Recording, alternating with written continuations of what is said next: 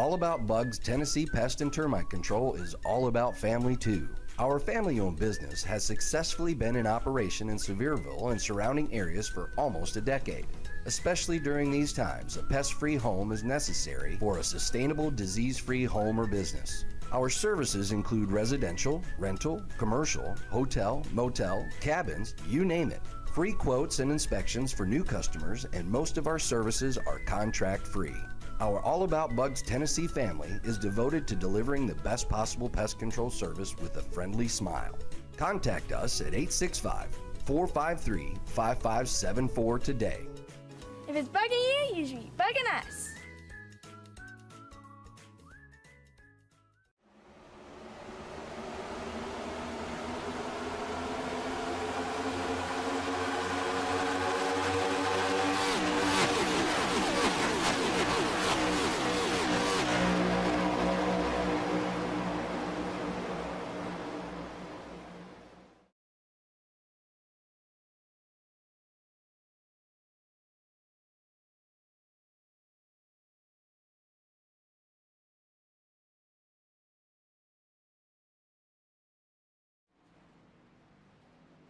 Ladies and gentlemen, welcome to the Revo Racing Network for race number 6 of the Racing Revolution Coastal Financial Truck Series. Tonight we are on the high banks of virtual Bristol Motor Speedway for 150 laps in the OnQueueEquipment.com 150. With me in the booth tonight, as always, is Michael Call. Michael, what are you expecting to see in this 150 laps tonight? Well, Rob, it's great to spend another Monday night here with you and everybody at home on the Revo Racing Network. I really love this place, honestly. It's got a special place in my heart. I love racing on the concrete. Expecting to see a lot of hard racing here tonight. Guys saving tires, guys coming through the field. I'm hoping to see a long green flag run, make these guys make some, green flag pit stops and throw some strategy into it. But we've got a little bit of information here from Christian Bresnock down on pit road. He's got some race information. And Kristen, what do you got for us? Yeah, absolutely, guys. Great as always to be with y'all tonight. We got a 69 air temp, a 71 track temp tonight. We have 150 laps, a stage end of lap 50, 5 sets of tires sitting in the pit. And the prevailing sentiment tonight is avoid the chaos, obviously. If anybody has seen a Bristol race, outside of the Cup Series, I mean, obviously we're not professionals. There's tends to be some chaos, so avoiding the chaos. But like you said, Michael, we obviously would appreciate a long green flag run, and the key to that is being conservative. So track position, being conservative. I was able to talk to Clint Cox, who has been running some fast laps in our practice and our warm up. He said, he was burned last year in this truck series because he waited too long to pit. So if there are a lot of cautions, be looking for when those people that have track position actually pit, and if they're caught up in any trouble. So I'm excited for this race. I'm excited to see how this plays out. We got some fast guys tonight. Really looking forward to the call. Back up to you guys in the booth. Thank you, Christian. As always, we'll check in with Christian throughout the race. He'll get some in-race scoop for us. Rob, 150 laps. The last time we were here with the Truck Series, it was a little rough.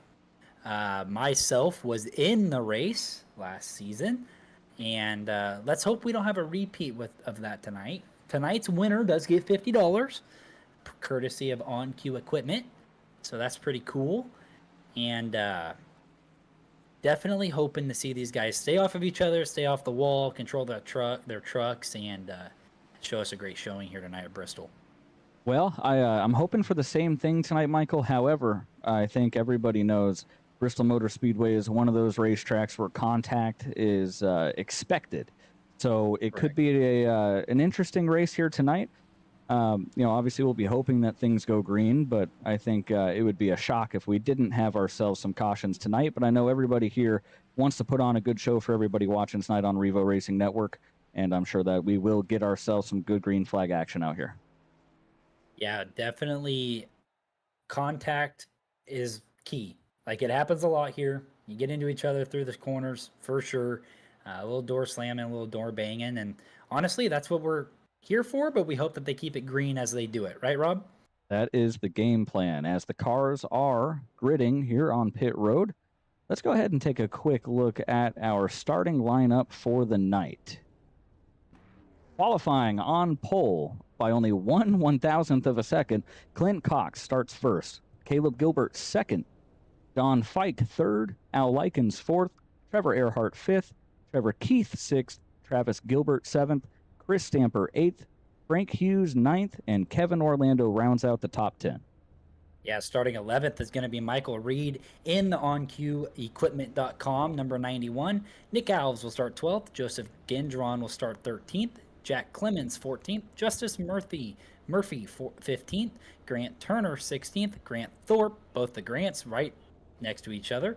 Alex Forget will be 18th. Jackson McGeorge 19th. And Jacob Sirkovich 20th. Waylon Turner starting 21st tonight. Joe Goya 22nd. Dustin Adams 23rd. Scott Negus 24th. Christopher Lowry 25th. Dominic Hughes 26th. Chris Schaefer starting in the 27th position with Kyle Diaz to his outside in 28th. Devin Hudgens 29th. 30th is going to be Chris Nail.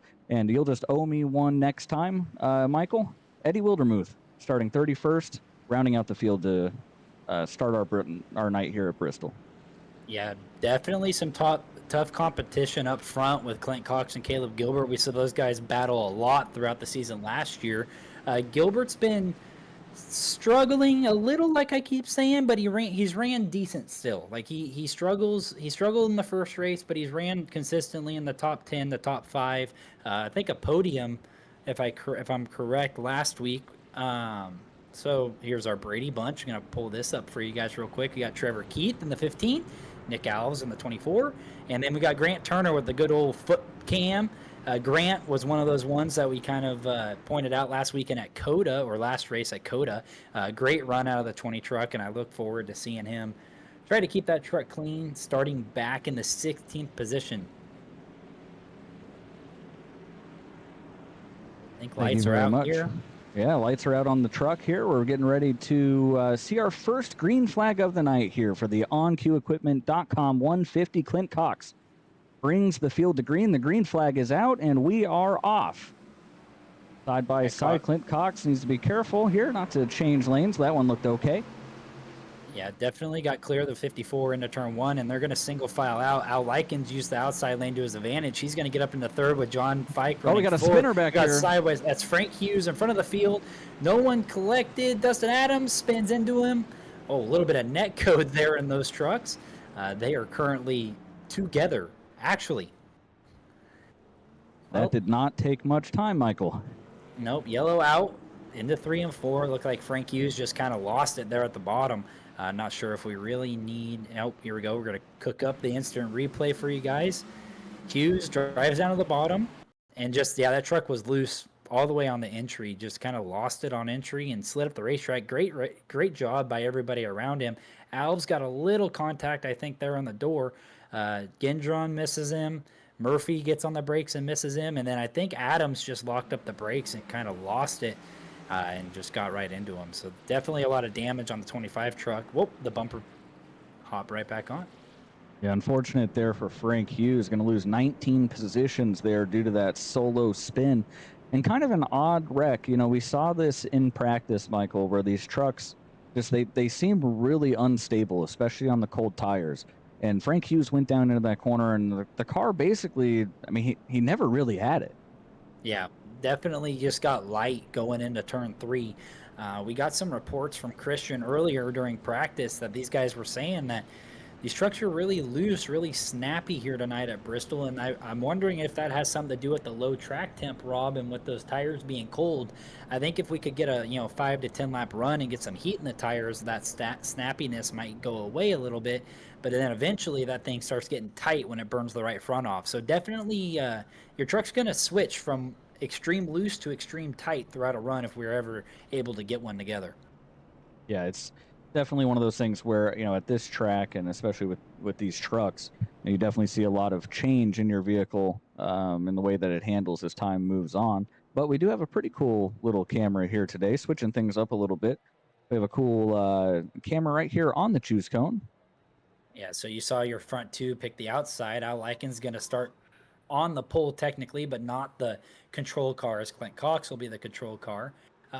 Cool little camera view we came up with to see, if guys hit the choose cone. If these guys drive over our camera view here, they've hit the choose cone, and help you guys at home be able to notice and see who'd hit it and who may end up with a penalty and go take an EOL now to not have one at the end of the race.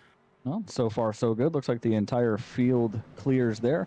One thing that we will be seeing a lot tonight is that we'll take the choose and we'll run an additional lap. This is something that the administrative team here in the Coastal Financial Truck Series has identified as a way to help make sure everybody's caught up to the field in time for the green flag. So, we will have 2 laps after we choose instead of the normal 1 lap. So just something to keep in mind as we move forward here. But you do have the guys who are running first and second. They both take the outside line for this restart. Not a huge surprise there. You really get that momentum out of turn 2 down the back straightaway. So the outside is a pretty good place to be here, Michael. What do you think of that call? Yeah, it's a lot easier to restart on the outside line too, because you're not pinched down coming off of 4. That truck gets really loose trying to get up through the gears when you come off of turn 4. But Pace Truck's going to duck on off. Clint Cox, your leader. Al Likens is going to be to his inside as we come into the restart zone. Clint takes off in a good start from the 0-3 and a really, really good start from Al Likens. He's going to be in second going into the bottom into 1 and 2. Looking to clear the 54 Jack Daniels machine. Caleb Gilbert's going to have the run off of turn 2 and pull up alongside and clears him into 3. Yeah, I think Al just decided to let him go there and try to get back in line, but now he has John Fike all over the rear bumper. John with an opportunity to go to the bottom. Looks like he wants to stay at the top of the racetrack. So Travis Gilbert's going around right in front of the field. Justice Murphy is in it. Murphy, Sirkovich. I'm not sure if anybody else behind there was involved, Rob. I saw Travis wiggle there into 1. Just the same instance as Frank Hughes. He saved it a little bit, then that overcorrection just got him loose again. So yeah, looks like Chris Schaefer was involved here as well. Let's go back and take a look and see what happened here. Once again here on corner entry, and he gets a little wiggle, and then he is able to save the truck initially, but then that second move is what sends him around here. And then you see Travis on the throttle trying to keep that truck in the center of the racetrack and just nowhere to go for Murphy, and then that shoots him up into Sirkovich. Let's see Schaefer here coming through. Diaz is going to miss. Giola is going to miss. Devin Hudgens. I don't see the 23 truck. He must have spun earlier into the corner. Looks like Chris Nail with some damage to the front end as well there, Rob. So Schaefer might have spun getting into the corner trying to miss this. Yeah, see, he gets loose, same thing on the outside kind of lane. A separate incident, actually. Yeah. Oh, wow. Nowhere to go for the rest of the field. Everybody just piles in. Man. Yeah, that's the third truck we've seen do that. That's on the opposite side of the racetrack right there. Oh, it is. I wonder if that's what the caution was originally for. Like if that brought the caution out and then Gilbert's just happened simultaneously. Yeah, on my timing and scoring here, I showed Travis Gilbert about a 1/10 of a second. His wreck about a 1/10 of a second before Schaefer. So looks like 2 separate incidents basically happening at the same time, which very odd. Yeah. One thing I want to hit on here tonight is the admin teams have implemented a new rule for the incident limits that these guys have had. It's not like the Cup Series you guys watch over on V-Speed with the Racing Revolution League.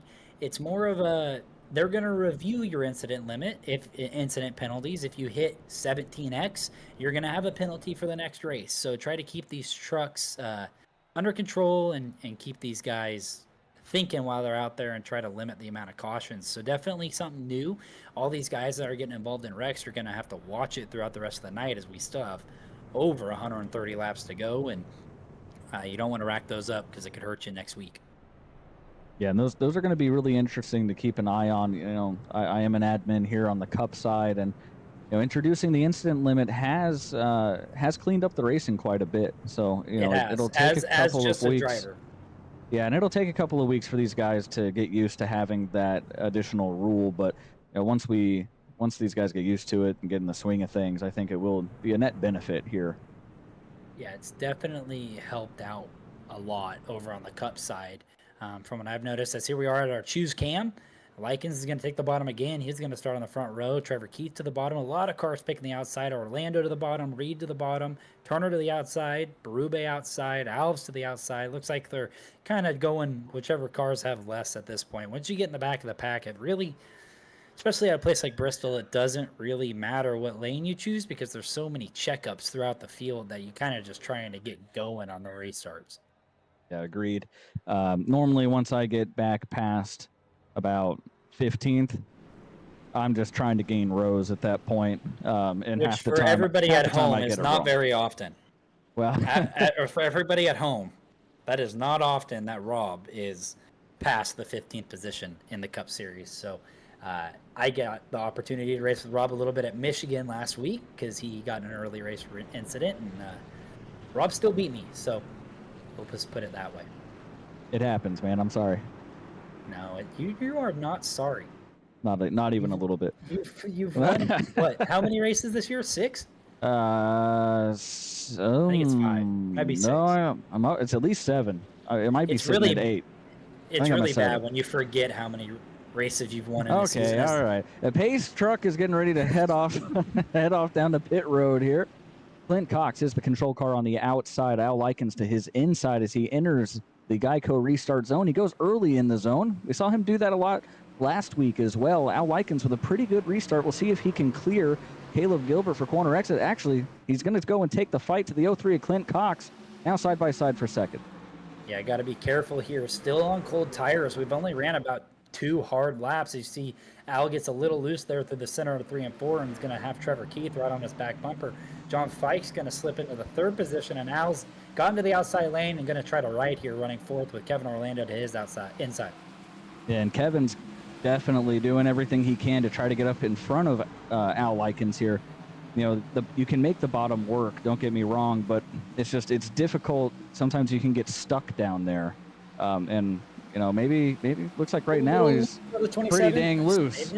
A good save there. Great save out of Kevin as he's going to lose some positions now that he lost his momentum. He's got there was a Earnhardt double to his zero. outside, and Trevor gets loose right down in front of the 91 of Michael Reed. And we're going to have our 3rd caution of the night on lap 18. The 91 of Michael Reed and that OnQueueEquipment.com truck at Chevy Silverado's got a little damage on it. Not ideal, but you know, the good news is that it looks like it's not too terribly bad off here. Hopefully he'll be okay and be able to rebound. At a place here like Bristol, especially with the way these guys have been racing, as we're going to see here, just Trevor just gets loose, gets a little too high on the exit and gets in the marbles and just loses the handling on the 00. But even having that damage on the front end like that, Rob, if you can just get it fixed kind of throughout these cautions, you'll be all right. You're okay with some damage here at Bristol, especially as it seems like tonight's going to be a war of attrition, and having a little bit of damage isn't going to hurt you. Yeah, just lost it here on the exit of the corner. Very common. Like we noted at the start of this race, the trucks are really snappy loose here tonight. You get in a rhythm and think you could just, get on that throttle a little bit harder and it just snaps you around. So unfortunate for Michael Reed as he got caught up in that, but I don't think he's too hurt. Yeah, Michael Reed, looks like he started in 11th position. He had worked his way up there into about 6th, 7th before that incident. Now he's 17th. So kind of a bit of a bungee cord there on his early part of his OnQueueEquipment.com 150 here tonight. We'll hope to see him rebound. Meanwhile, Clint Cox continues to lead here as we are working on completing lap 21 out of 150. Quick reminder, we do have the end of our stage at lap 50. If we do have a caution on or after lap 45, that will be the end of our stage. So, if you're Caleb Gilbert, you've started behind Clint Cox a couple times on the outside, you've seen Al Likens get a decent restart, any chance you're thinking about taking the front row, or are you just happy with what you've been doing here? Well, I think since we've had 3 cautions and 21 laps, I think you're going to see him continuously take behind Clint here, as you see some guys like testing the choose cone. They just want to hit it. Yeah, they just like hitting it before and confusing us here in the booth. But back to what you were saying, Rob, you're only at lap 22. You're about halfway through the stage. You're gonna get a couple more cautions. I think if you get a caution with like lap 38 around there, then yeah, time to try something new. Maybe drive in there deep into 1 on the restart if you can get alongside Clint and try to make something happen. Because as of right now, he's gonna clear on every restart and just lead the whole stage if it stays going the way it is. I think we're coming to the choose cone this time. Yeah, and Gilbert's going to stay high. Al Likens is going to die to the bottom again from 4th. A lot of guys want the outside lane when they're up front. It's definitely a lot easier to restart in and a lot easier to stay on the outside lane. Yeah, I'm kind of surprised by Al Likens taking the top there as the 3rd car. I mean, he's giving up 2 entire rows to start on the outside. Now, I do like starting on the outside. I'm not sure I like it that much. Yeah, that was John Fike. Al took the bottom, but John Fike, yes, gave up quite a few positions to stay on the outside lane, but it seems to have been working out for him on these restarts. He's been doing it the last 2 restarts, and he seems to still be running in 3rd when the yellow comes back out. So all it takes is one slip up from Al to check up that whole bottom lane, and you're going to get back to running 3rd. So definitely a hard choice. I think you see a lot of guys gaining a lot of their positions from the choose cone.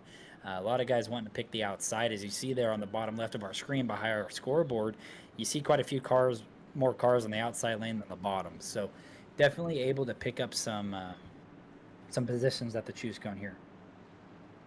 All right, we should be taking the green this time by, as the pace truck should be working its way off of the racing surface and down pit road. Clint Cox is the control truck there in the outside lane. We'll be taking our restart here, coming to the beginning of lap 25. Clint Cox enters the restart zone, goes early yet again. Al Likens with a fantastic... Oh, Al misses a shift. Yep, just like I was saying, Rob, all it takes is one mistake, and you just gain all your positions right back there. Al missed a shift, and that's going to hurt Kevin Orlando and Grant Turner and everybody, honestly, on that inside lane. Yeah, Kevin's going to try to get by him pretty quick here. Maybe a 3-wide move to the bottom. He makes it work for now. Yeah, Kevin's known as one of those guys to take a move when he can, and he definitely did there trying to get away from Al, as Al had that issue there on the restart. He's going to continue working to the bottom side of the racetrack inside of Chris Stamper. And it's hard to make it work down there, but so far he's doing a pretty good job here. Kevin continues to battle on the bottom. You see he makes those gains in the center of the corner, and then the momentum from that top line carries the 5 of Chris Stamper down the straightaway and evens them back out.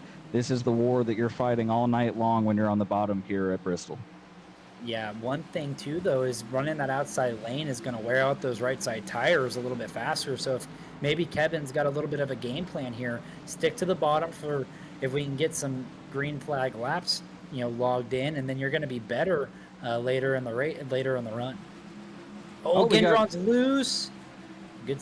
Oh, almost the pit barrels, but he saves it. Good save out of Joseph Gendron to keep us green here. Lap 30, 20 to go in the stage. Your leader is Clint Cox. Caleb Gilbert is still second. Fike, whose teammate Gilbert's going to lose it. Gilbert loses it off of turn 4.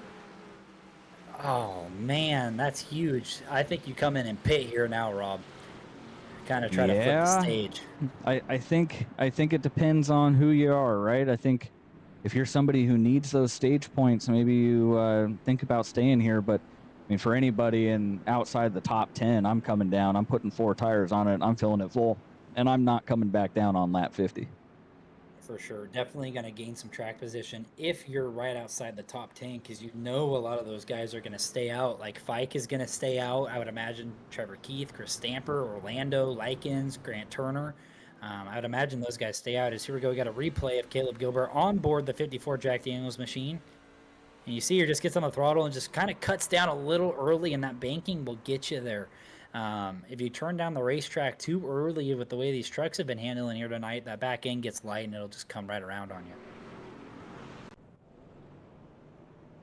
Well, off to a interesting start, I guess we can say.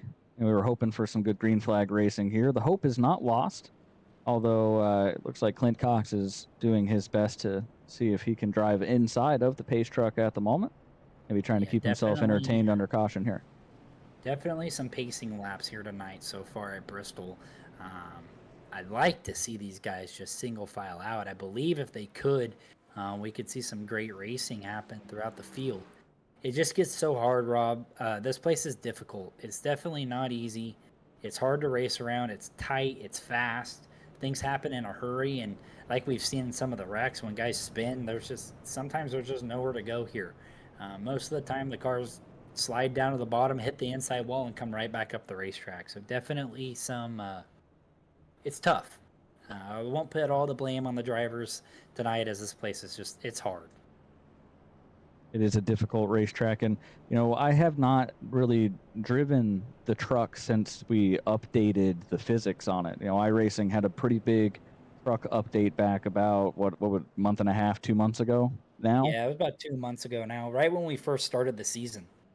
Yeah, and ever since then, I've heard that the trucks are just a bigger handful than they've ever been before. So yeah, I'm really not surprised to see guys struggling out here tonight, especially with the way that this racetrack is. You just outlined it pretty well there, Michael. It's a difficult track to get around, especially when you have to share it with 30 other people. Yeah, what the biggest change to the update is the aero physics. These trucks now get super light and super loose aero wise when you got a truck either right behind you or right to your left rear quarter panel. So like you saw there, Fike wasn't right on Caleb Gilbert, but he was close enough that when he drove in there and Caleb slipped up in the center of 3 and 4, that he could have packed some air. And that's what got that 54 truck a little loose and made Caleb kind of turn down the racetrack to try to save it. So it definitely makes these trucks harder to drive, but makes it more realistic as we're coming to our choose cone here, or choose cam, I should say. Looks like Stamper's going to be the first one to take the bottom. That's a teammate to Clint Cox, maybe some team games. Yeah, if you're Clint Coxer, you have the opportunity to count your teammate down. Let him know when you're going to launch in that box. It's something that myself and the EXR guys on Wednesday night in the Cup Series, we do a lot whenever we have the opportunity to do it. And it helps that other line get a much better restart. This could potentially gain his teammate, 2 or 3 spots here if they can play the team game correctly. Yeah, I've never felt circumstance to you guys reading each other when you're going to take off at all. No. I think people get about sick and tired of it, honestly. And Reed, and then Gilbert should be right behind her. Hey, Christian, we've got you here. You have some information for us. My apologies. Yeah, I was just going to come in and say, Gilbert, just looking at that spin, he had mentioned that he was only running at 80%. So be looking for them to be even more conservative than that, to try to avoid the spins as we go forward in this race. Hopefully that leads to a longer green flag run. I know we'd wanted that to happen. So hopefully that does indeed happen. Thank you for that information. As the pace truck's about ready to duck off, Clint Cox and Chris Stamper on the front row. Clint Cox going to lead us back to green. A good restart by Clint, a really good restart by Chris. I think what you were saying, Rob, might have worked here. He's going to drive to the bottom of John Fike, maybe try to clear himself up the racetrack as Fike's going to get the run off at 2. They're side by side down into 3. Here goes Stamper down to the bottom. If I'm Stamper here, I'm trying to fill that hole right behind John Fike right here and just file in the 3rd, and as he does. And he does fill that gap. Trevor Keith up to the 4th position. He started 6th tonight, so he is on the march forward. And right now he's got Kevin Orlando to his inside. Seems like Kevin has been on the bottom every green flag lap so far, but he's making it work, Michael. Yeah, definitely saving those tires as well on the 27 machine, as Stamper's not looking too good here, running in front of Trevor Keith, getting a little loose, and that's helping Kevin Orlando keep the momentum going as Stamper gets loose again there off of 4. Kevin also got a little loose there and got a little freight train down the front stretch. He's going to fall back to around the 6th or 7th position. Outside of him is now Grant Turner. Yeah, Kevin just keeps trying to get now back he gets to up the and gas. he's sideways. Orlando got sideways, saved it looked like, but the yellow is still going to come out, and that is, oh, nope, the yellow is for Dominic Hughes in the back of the pack. Yeah, Sorry to cut you off there, Rob, but no. Kevin drove down in there into 3 and 4 and got tight, it looked like, and washed up the racetrack into the inside of Grant Turner, and around he went. So I just saw it right there at the corner of right before the camera cut, and definitely some extracurricular contact with Dominic Hughes after the fact. I saw that. Let's see what we can find here. Gonna take a look at what happened to Dominic Hughes first here, as he's already missing the left front quarter panel on that Oh, truck. Looks like Hudgens got Devin loose on the Hudgens bottom. really just, you had to pull the car to the right, and then they don't like when you do that. No, not at all. It just loosens up the back of the truck. Let's see if we can see what happened to Kevin here.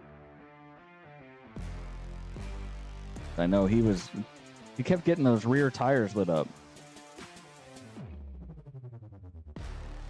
Trying to get to the outside lane right here. So he gets off of 2 really well, and he drives deep into 3. You can see how far he drives in. He just gets loose and gets up the racetrack into the side of Grant. Incredible save by the 27 machine. I mean, most trucks end up in the pit barriers there. So good save, and that's going to help him save him a little bit here, as I would imagine we're going to get a restart here, as we weren't at lap 45. So going to have a 2-lap shootout. A lot of guys jumping the stage here. Michael Reed's back up to the 9th position after he was in that contact. Look for these trucks that are on pit road currently to be in front of all these guys that stayed out. They're just going to sacrifice their stage points here, as you see Travis Gilbert, Nick Alves, the 2 trucks in there. Waylon Turner, it looks like, there at the end of pit road. Looks like I see Grant Thorpe might be coming through, or that might be Kyle Diaz with Chris Nail, Dominic Hughes. Quite a few guys decided to come in and pit and flip this stage.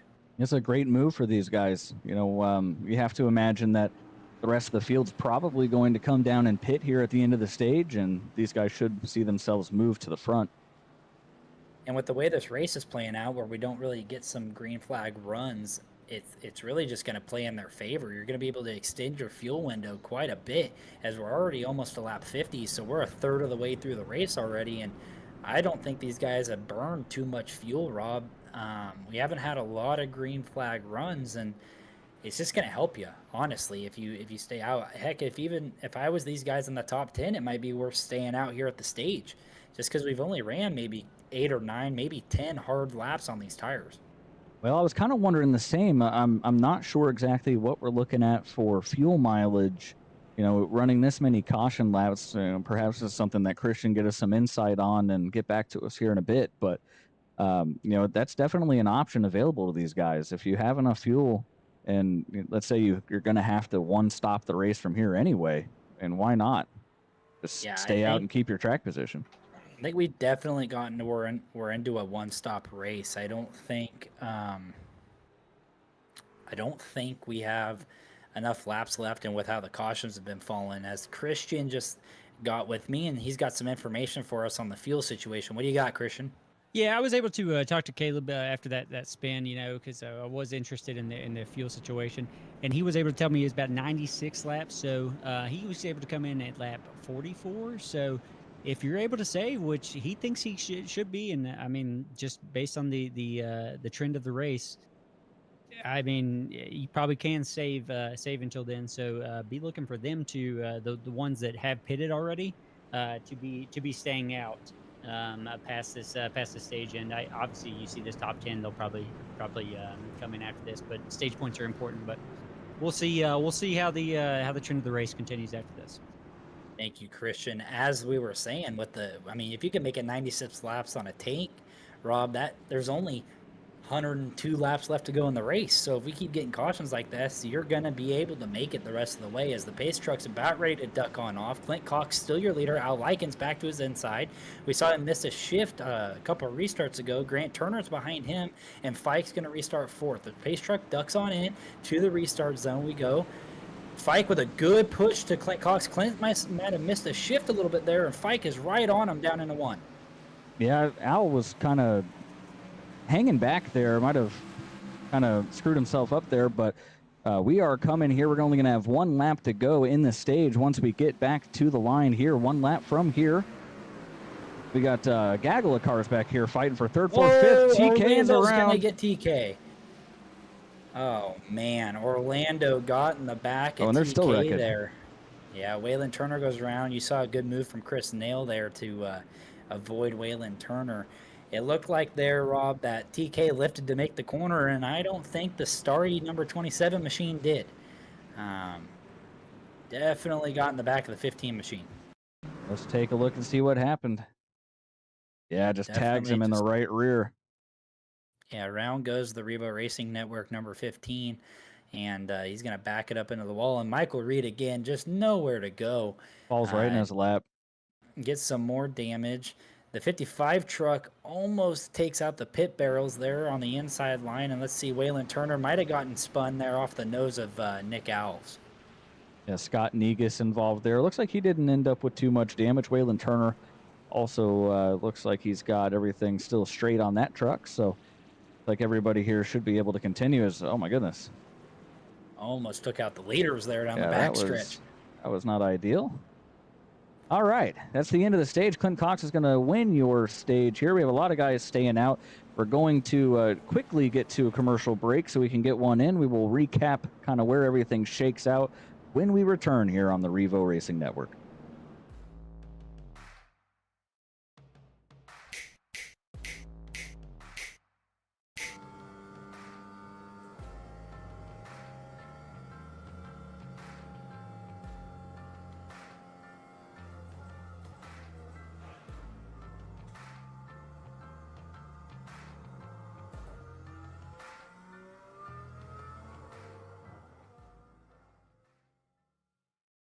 All About Bugs Tennessee Pest and Termite Control is all about family too. Our family-owned business has successfully been in operation in Sevierville and surrounding areas for almost a decade.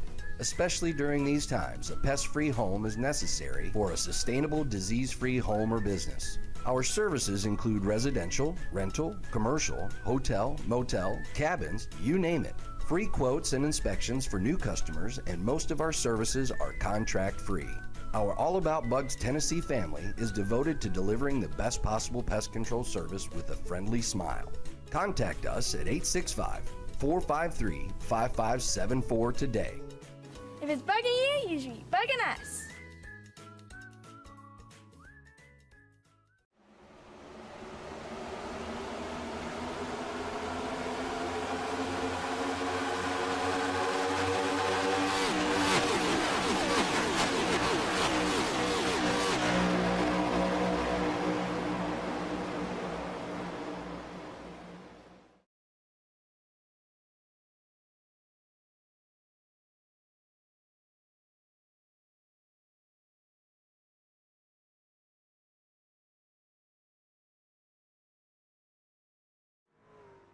Welcome back to the Revo Racing Network. You saw pit stops happen there during our side-by-side commercial break, and now you're seeing everybody as they take the choose cone. As expected, we did see a lot of the cars who came down earlier in the race and take their fuel and tire service earlier.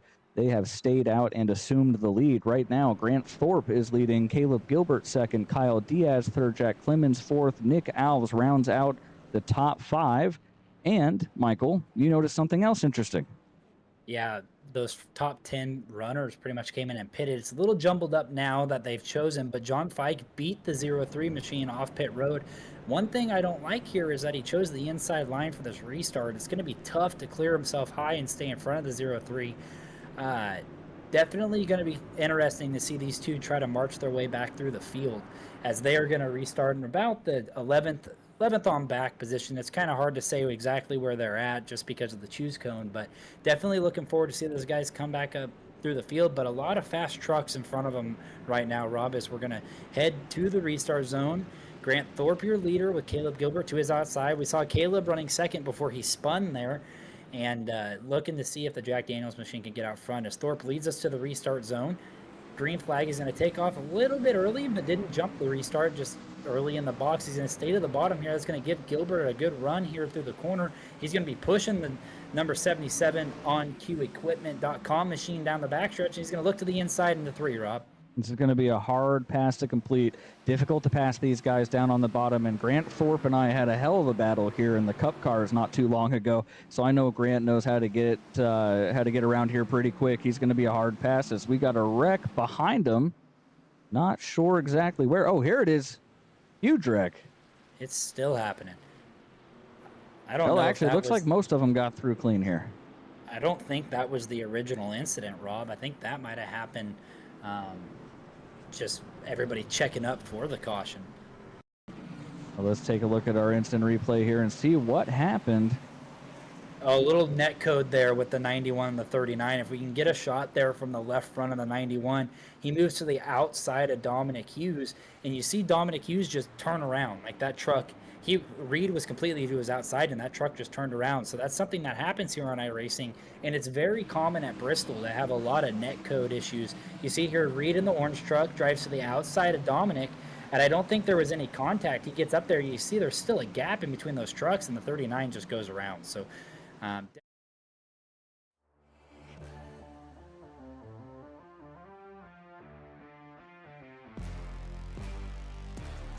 these guys checked up for the yellow and the rest of them didn't. So you see here, down the backstretch, we're looking at the 40 Al Likens. Yellow comes out. Oh no, Devin Hudgens lost it on the bottom right in front of Gilbert and Al Likens. So it wasn't really their fault. Nowhere for those guys to go. Man, just it seems like it's just the same type of incident over and over and over again. These guys are just having trouble keeping all four tires underneath of them. Trucks keep wanting to come around on these guys. I think these trucks you see coming down pit road are just trying to get some damage repaired. They know that it's just a war of attrition, and you can see the right front of Michael Reed right there. It's towed out quite a bit, so it got some heavy damage to the right front of the 91 machine. He's just trying to get that thing fixed up and limp it home to the end. As you got, looks like Schaefer, Grant Turner, and Jacob Sirkovich have all DNF from the race. Those are your 28th, 29th, and 30th. Oh, and Eddie Wildermuth doesn't look like he ever started. But we got looking at Jackson McGeorge here on the OnQueueEquipment.com machine. Let's talk to you a little bit about OnQueueEquipment.com. They've been proudly serving the Tri-Cities for over 30 years. They take immense pride in our long-standing customer relationships and high satisfaction rates. At OnQueue, we promise personalized, honest service and advice delivered by independent industry professionals at a fraction of your current cost. For all your printing and all your printer repair needs, rentals, or printer purchasing, head to OnQueueEquipment.com. Thank you.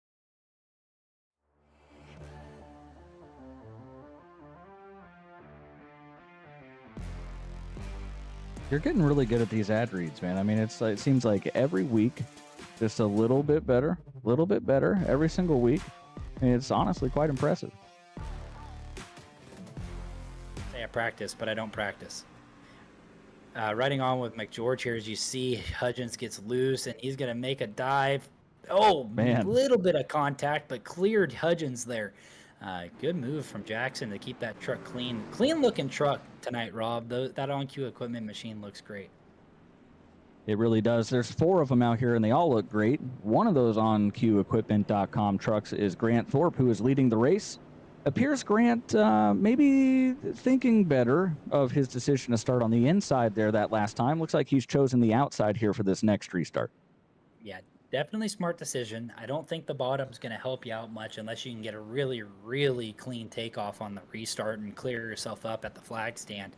Rather than that, if you take the bottom, you hurt yourself into 1 and 2 because you're stuck down there and you don't get the momentum. Even if you can kind of so-called slide job the guy in second and clear yourself up, you lose all your momentum off of 2, and that guy just gobbles you up down the backstretch and drives down underneath you into 3. Yeah, I'm not really sure you have much option here but to take the top. It's been proven to work all night long so far, but here we are completing lap 64. We are about to go back green flag racing once the pace truck pulls off of the racing surface. We will have 85 laps to go at the line. Grant Thorpe is the control truck in the outside lane, launches nice and early in the Geico restart zone, and takes sole possession of first place and letting them battle out behind him. Yeah, it looks like it might be a battle of the alcoholic beverages. The 2 of Jack Clemens and the Crown Royal machine is going to try to chase down Caleb Gilbert in the 54 Jack Daniels machine. Looking to the outside of Nick Alves, and looks like he may clear him here off of 4, and he clears him down into 1. Going to try to file in behind Caleb Gilbert here. Jack Clemens clear into the 3rd position. He is up 11 spots on the night so far, but here comes Travis Gilbert, somebody who I'm not surprised to see making his way to the front as well, Michael. Yeah, good move there to the outside of Nick Alves. Alves was stuck on the bottom. He took advantage of that. Justice Murphy is also working his way back through the field. Gets the wall a little bit there as the caution is back out for Al Likens. Yeah, this seemed to happen all the way at the back of the pack here. Not sure. A good thing you can drive through that pace truck, huh?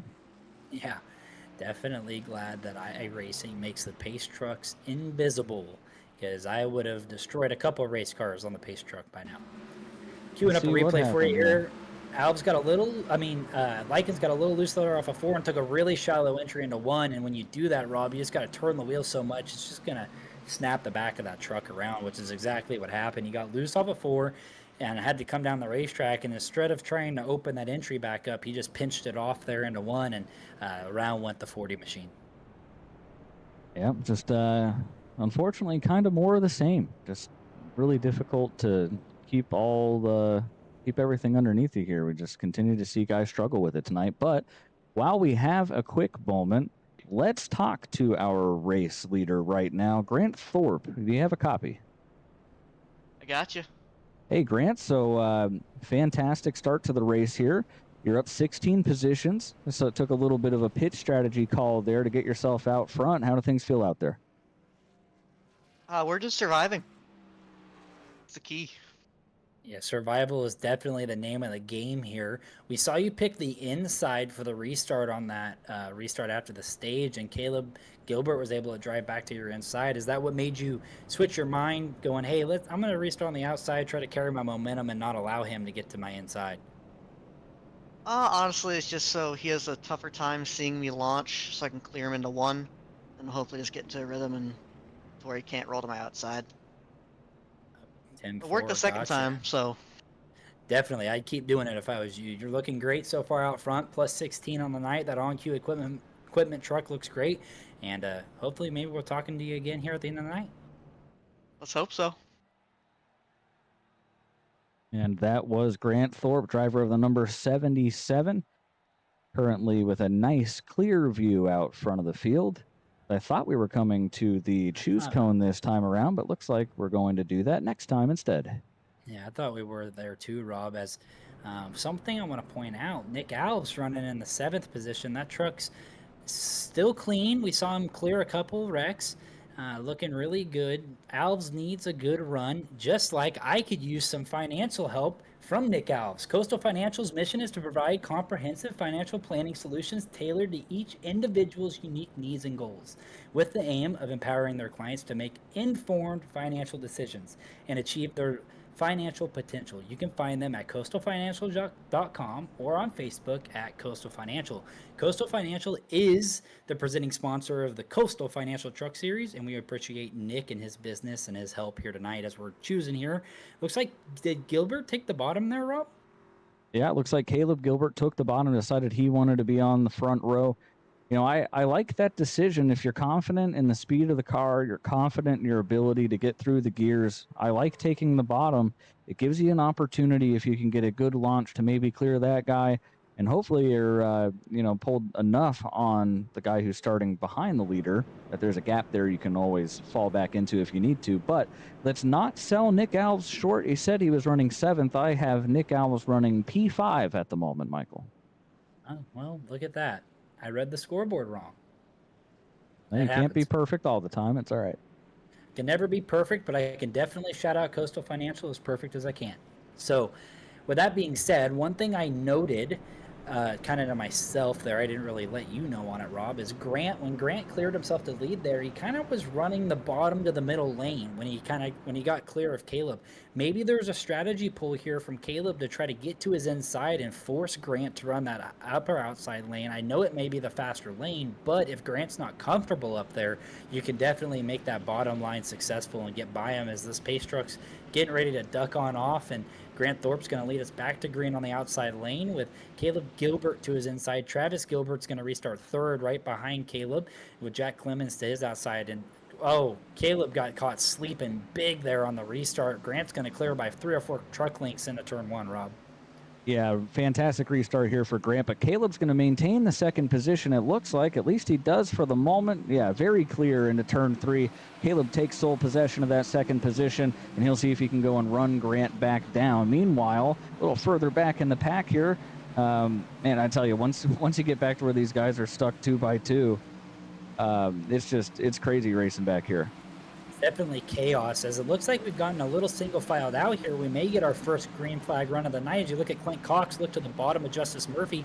Remember that 03 truck's led 90% of this race so far, looking good on the bottom lane. He's pulling right, gonna try to clear himself in front of Justice, not quite clear, as Justice is gonna have a good run down the front stretch on the caution. Is back out, number 9 on the night, as we're halfway, a little over halfway, lap 77. Not sure what this one's for.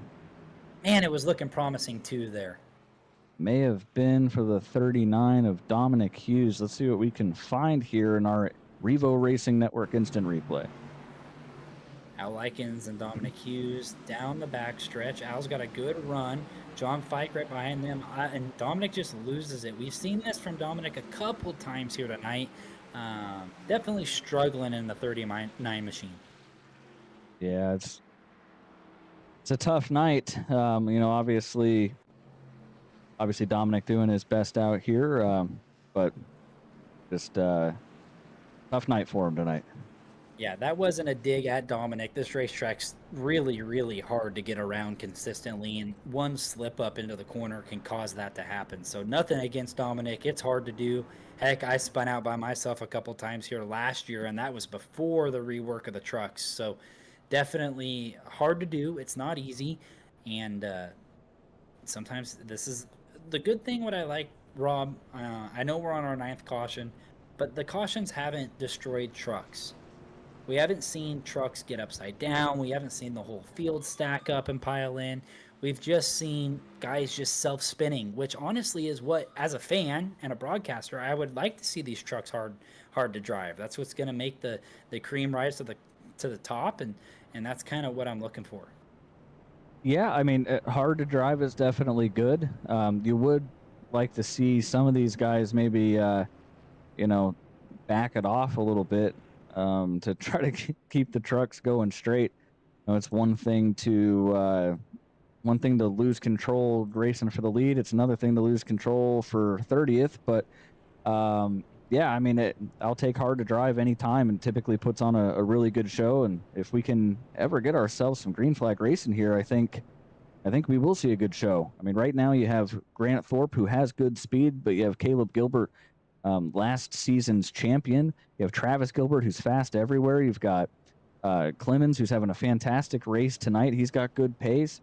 You got Clint Cox trying to work his way back through the field. I mean, we're set up for an absolute barn burner if we can just get some green flag racing in. Yeah, I agree with you, Rob. Clint Cox, the biggest mover from the guys that pitted at the stage, up to 6th. He's worked his way through the field, maybe gained some of those positions through a choose cone. Not sure, as we've been so focused on this restart and battle for the lead. But Clint's definitely working his way back through the field. If he can get back up into the top 3 cleanly, he's got some better tires. I know they haven't ran very hard on these tires, but everything matters here at a concrete racetrack. These tires wear quick. That concrete chews them up. And any little advantage you got, you're going to take. As we come to the choose cam right now, and Gilbert's going to take the inside again. And so is Travis right behind him. Very different from early in the race where we saw the guys in the top 3 to 4 just stay to the outside lane. They didn't even want to attempt trying to restart on the bottom. Yeah, well, I'll tell you right now, Caleb's going to have to do a lot better on this restart than he did the last time if he wants to make this strategy of taking the front row work. Definitely got caught sleeping there at the wheel on the last restart. Grant Thorpe definitely got a good start on him, and that's why you may see those guys on the bottom hanging back a little bit from those leaders, just because you can see that fender of the truck.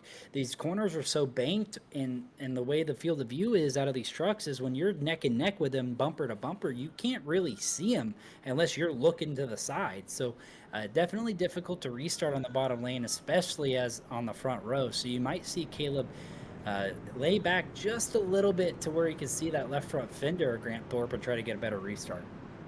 Yeah, I think we've seen guys unsure. The last thing you want to do is be ahead of that leader when they launch. But if you're too conservative and lay back too much, you're also kind of throwing away your opportunity at a good restart. So we'll see what happens here. We're going to take a little bit of a different approach here to this restart. We're going to go on board with the number 2 of Jack Clemens for this restart and kind of see what things look like off the hood of this truck here. As the pace truck pulls off, Grant Thorpe enters the restart zone, and away he goes. Yeah, good start again by Thorpe. You saw him leave the 2 truck by 5 or 6 truck lengths down into one, and Caleb Gilbert's going to roll the bottom, looking to clear Jack Clemens down here into 3. He's going to drive in deep and try to slide up the racetrack. Not 100% clear, but Clemens had to move up the racetrack because of how hard Caleb drove down in there, and he's going to clear him up into 2nd. And Caleb clear into 2nd. Meanwhile, Clint Cox trying to make a move to the inside of Nick Alves, who tries to pull up on the rear bumper there of Travis Gilbert. If he can get to his outside, he'll have the momentum down the front straightaway. Nick Alves moving his way into the 4th position. Yeah, and Grant Turner's following him right through the field. Grant had a huge run as we're back under caution again here. May have been another little half spin here. This one may have been Trevor Earhart. Let's see what we can find here. Search the track and see what we got. Like Earhart's on the bottom here and down the front stretch. Looks like the 55 gets a little loose. Not that no harm, no foul. Yeah, and I don't know. There may have been a little net code or that truck just whipped around on him, but he definitely tried to run the middle line with Trevor Keith to his outside, and he might have gotten into the left rear quarter panel or might have just lost it there. Let's take another look here from an angle. Maybe we can see if there were contact between these two trucks.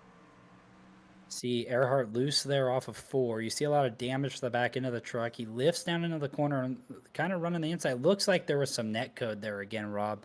Definitely some distance between those trucks, and you can kind of see the 15's truck kind of react to it as well. So unfortunate. Bristol's notorious for having netcode issues. This Travis Gilbert's going to come down pit road. I'm not sure what the call is. Maybe I think a lot of these guys can make it on fuel if the race keeps trending the way it is. Maybe Christian can kind of check in with Travis Gilbert and see what the call is there on the Vet 2 track number 22 machine. Yeah, this is kind of a confusing call here. If I'm following correctly here, he pit with the rest of those guys. He should have been good to go to the finish here. You know, perhaps he was looking at how this race is stacking up and feels like he needs to do something different than these guys in order to get himself out there with an opportunity to win. But yeah, that's a bit of a perplexing call there. We'll definitely see if Christian can get some more information for us. Yeah, I'm wondering if it may be a tire strategy on the 22 machine, maybe just trying to have a little bit better tires for the end of the race. But if we he's just sitting on pit road here now. Wonder what's going on. I wonder if that truck was blinking or maybe had a connection issue. I'm not sure. No, here he goes, pulls back out on the racetrack. So hopefully Christian can get some insight on that and let us know, as Thorpe is still going to be your leader, and Caleb Gilbert's going to be behind him. But now Clemens is going to move up to the 3rd spot with Travis Gilbert pitting. All right. Well. And just as we say that, Christian went and gathered some information on the 22 machine. Christian, what do you got for us? Yeah, so I was able to talk to Travis Gilbert to understand why he was coming down pit road. I talked to him before those cautions, and he was chomping at the bit to get a green flag run. And I think just off of these 2 restarts, he was able to see. He had said that he had damage, that he needed to fix some optionals. He wasn't as quick as he wanted to be. He had always said lap 100 was going to be his pit, but just with these cautions, he thought that it would be better to come in earlier. Get the optionals fixed. He couldn't drive it as deep as he wanted to on the bottom, so wanted to get those all fixed up and get out there and try to avoid the chaos as much as he can. So if we do have a green flag run, definitely be looking for the pace in that number 22 Chevrolet Colorado Silverado, and see as he gets back up to the front. Thank you, Christian, for the insight. Rob, did you see what I saw there on our choose cam? I did. Somebody went ahead and hit the cone, it looked like. I'm not sure Jackson who McGeorge. that was. Jackson McGeorge. And he looks like on our running he took an EOL, so he won't have a penalty at the end of the night. The 98 truck definitely hitting the choose cone, the OnQueue equipment 98 machine. Yep. Clearly ran over our choose cam and he took his penalty. He hit the choose cone on cue, if you will. Good job there, Rob. That was good. Thank you. I appreciate that. Thank you for laughing. Yeah, that was entertaining, as we're trying to stir up some entertainment for you guys watching at home on the Revo Racing Network. Definitely a struggle bus here tonight, but hey, we're about 2 more cautions away from me going into a stand-up comedy routine. So Hey, I'm with you. So I'll join you. I'll join you there as the pace truck's going to duck off. Thorpe, your leader again. Now Alves to his inside. Caleb Gilbert chose the outside on that restart. And restart zone. Thorpe gets another, not as good of a launch as he's been getting, but got a good one. And Clint Cox is going to push Alves down into one. Clint Cox is hungry. He's trying to find his way around these guys. He's been working his way back through the field. Now he's looking for third position off of Nick Alves. He's going to have to run down the front straightaway here to see if he can clear himself down here in turn 1 and 2. Looks like easy work for Clint as he puts his sights on second position here, and Caleb Gilbert as he goes to the inside now. Yeah, down on the inside of the 54 truck. Definitely got a good drive there off of 2 and got down to the inside as Justice Murphy goes around off the left rear quarter panel. Dominic Hughes around as well into the inside wall. And the 11th caution of the night, and Murphy's going to call it a night. I think Justice Murphy has seen enough. Perhaps felt he's been in enough cautions, doesn't need to be in anymore. Let's see what happened here. Fight gets a little loose. Oh, he tried to avoid the loose truck as Stamper and came down into Murphy, and Hughes spins and destroys the left front of Justice Murphy, and that's where Justice is going to just say, yep, I'm going to park here for the rest of the night. What happened with Dominic Hughes? Let's take a look and see what happens. We are behind the initial wreck here, and oh my. For the third time tonight, and I'm, again, folks at home, I am not trying to be rude, but Dominic just lost the handling on the 39 machine off of turn 4, and honestly, Rob, if I was in that 39 machine, I would be about done with this race here tonight. Yeah, I hear you there. Speaking of done, let's take a look at Justice Murphy's onboard here. I think we'll understand why he decided to make the decision that he did.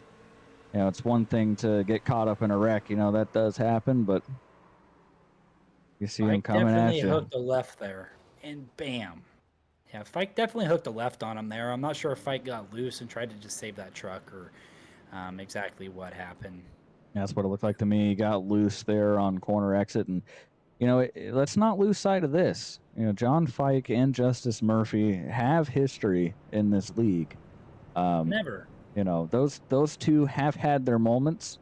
They like to fight and make up and fight and make up, and I guess tonight they'll be fighting again. Yeah, definitely no love lost between those two. As something that I wasn't 100% aware of, Rob, is Grant Thorpe has not pitted the whole race. He's not pit once? Not pit once. Our live timing here that we've got up in the booth shows his last pit lap of nothing. Okay. So the 77 machine has not hit pit road in 98 laps. Clint Cox last pitted on lap 52. It's only a bad strategy if it doesn't work. Their lap times were very, very, very similar, though, there on that run. There's no way you can make it without pitting, right, Rob? I don't see that being possible. Well, I think we've run a combined 5 green flag laps so far, so I don't see why not if we continue to see this trend of cautions. Yeah, I mean... Wait, I hate to say it like that, but I feel like that's just where we're at this point. If the 77 machine wins, which is going to be hard to hold off the 03. The 03 is very fast. If he ends up winning this race and not pitting once, we've got some issues, to be honest with you, Rob. Pretty impressive. Well, and these types of races can be really, really frustrating. I've been, I've been one of the faster cars at, Martinsville, for example, comes to mind. Oh man. Where you have caution after caution after caution, and it becomes so frustrating because it's like, okay, you have the pace. If you're Clint Cox or Caleb Gilbert or Grant Thorpe up front here, Nick Alves, I have the pace. I know I can win this race, but at some point I have to pit. Or, man, I really wish I had those newer tires. But the thing is that it becomes impossible to build your strategy when you're going to pit, when you just have caution after caution. It kind of becomes a bit of, luck of the draw. Or you do what Grant Thorpe's done and just say, screw it, I'm just not going to pit. Yeah, it would be incredible if that truck makes it 150 laps on a tank of fuel. Because you also got to remember, Rob, we've got the 2 green-white checkers with the way the trend's going. We're going to use those up. So he's going to have to go over 150 laps. And the scare is now, if you pit now, no one else is coming down pit road. I mean, they've all got fuel to make it to the end. So if you pit now, it's going to be hard to make that track position back up. I'll tell you, if this 03 truck gets back to lead, you might see some guys decide to pit just to do something different and give themselves a shot. But pace truck is off. Grant Thorpe in the outside lane is the control truck. Another great restart here for Grant. They're going to be side by side. Clint Cox and Caleb Gilbert down into turn 1. Cox goes all the way up to the wall with the late arc down. He's going to clear Caleb, take second position, and now he's got his sights on the leader. Yeah, Kevin Orlando also got to the outside of Caleb Gilbert. Cox with a good run there off of 4. He's almost pushing that 77 machine into 1, almost scraping the wall. He's right on him down the backstretch. He's going to look to the inside, and Kevin Orlando is right there with him as well. Cox to the inside, into the side of the 77, as Gilbert's going to almost go around. He saves what a the save. 54 machine. Huge wreck and behind him. Caution's going to come out behind him. We have wrecked in the back yet again. Man, it was just getting good, Rob. It really was, man. I'm surprised Clint Cox threw it down into that corner as deep as he did. Just with the pace that he's had. I don't think it's really desperation time yet, but I guess when you keep having cautions like this, you kind of want to take it while you have the chance, right? Every lap is desperation times when you know you only got 2 laps before a caution. So Diaz and Dustin Adams side by side into 3. Diaz drives down to the bottom. Looks like the wreck man. The wreck was already happening. I think Adams might have gotten loose trying to avoid it and turned Diaz. Definitely right rear hooked him there through 3 and 4. Yeah, and they are going to be. Hudgens down to the bottom. Oh, looks like the 55 truck of Scott New just got loose and clipped Hudgens into the Starlink machine.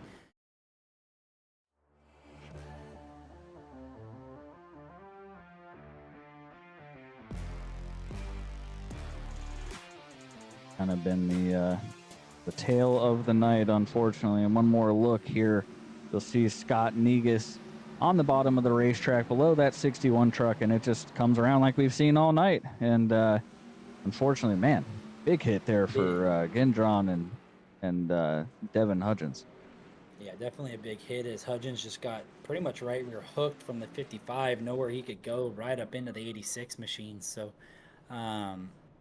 man, I don't really know about the strategy call from Grant Thorpe. I don't see him being able to hold off Clint Cox. Another thing to note, Kevin Orlando Jr. in the 27 truck, he pitted on lap 54, so he's got 2 lap fresher tires than Clint Cox. And Grant Turner, who's in 4th in the 20 machine, he was on pit road the same time as Clint was. So definitely some mixed bag of strategies. John Fike in the 65, he's back up to 7th. He last pitted lap 69. So definitely some different strategies going on. And I'm glad that you brought up Kevin Orlando because I want to speak to him real quick. Kevin, you have a copy? Oh no, don't yell at me. I didn't do it on purpose. Oh, go ahead, Kevin. Tell us more. I had no idea he was there. I feel terrible for that. At least he said he saved it. When you turn TK? Oh no, that one I don't feel terrible about. Oh. That one was intentional. Is that what I'm hearing?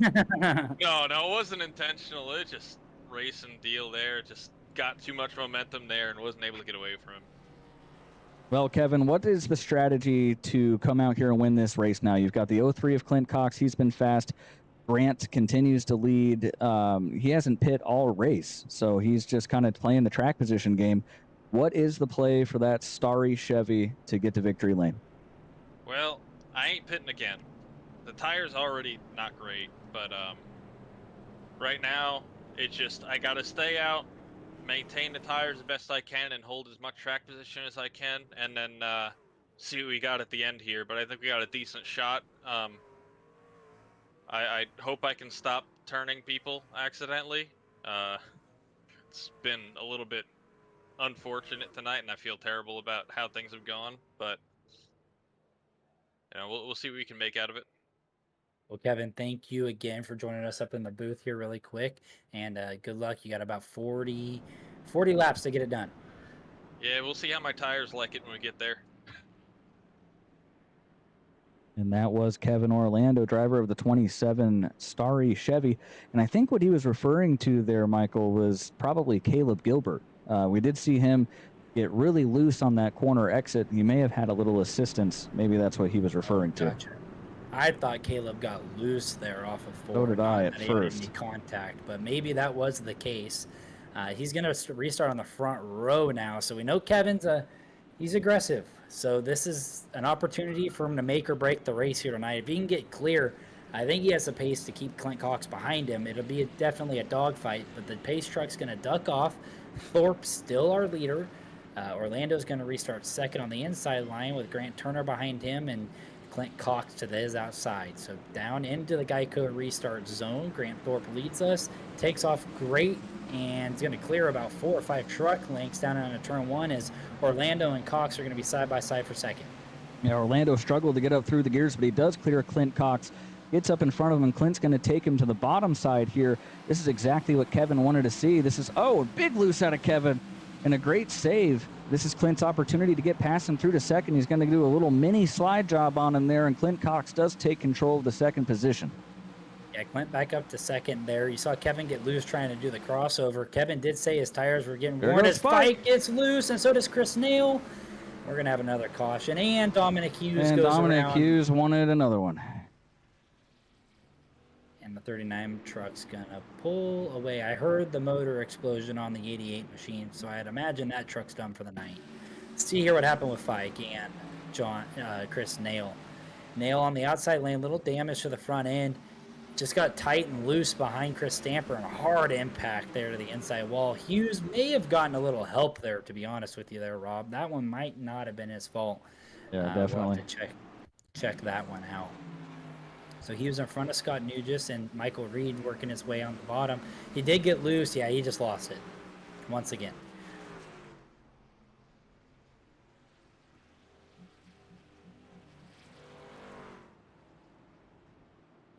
Oh, and looks like that might be the end of the road for the 39 as he's going to tow.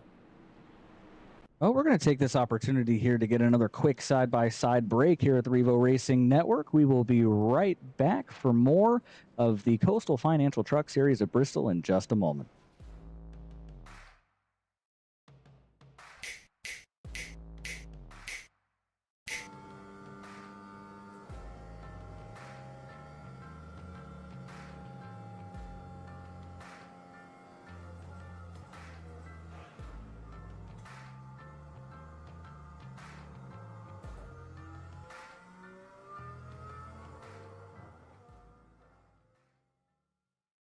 All About Bugs Tennessee Pest and Termite Control is all about family too. Our family-owned business has successfully been in operation in Sevierville and surrounding areas for almost a decade. Especially during these times, a pest-free home is necessary for a sustainable, disease-free home or business. Our services include residential, rental, commercial, hotel, motel, cabins, you name it. Free quotes and inspections for new customers, and most of our services are contract-free. Our All About Bugs Tennessee family is devoted to delivering the best possible pest control service with a friendly smile. Contact us at 865-453-5574 today. If it's bugging you, you should be bugging us.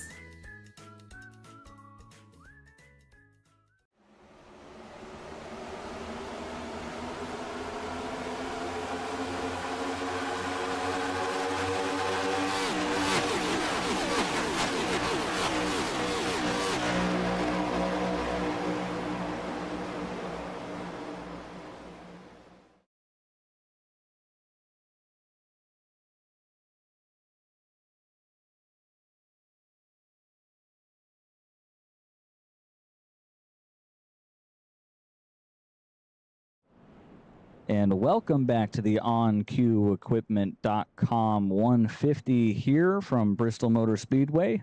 We are the Revo Racing Network, and this is the Coastal Financial Truck Series with Racing Revolution. Thank you for sticking with us tonight during what has been a challenging race, I guess we would say, Michael.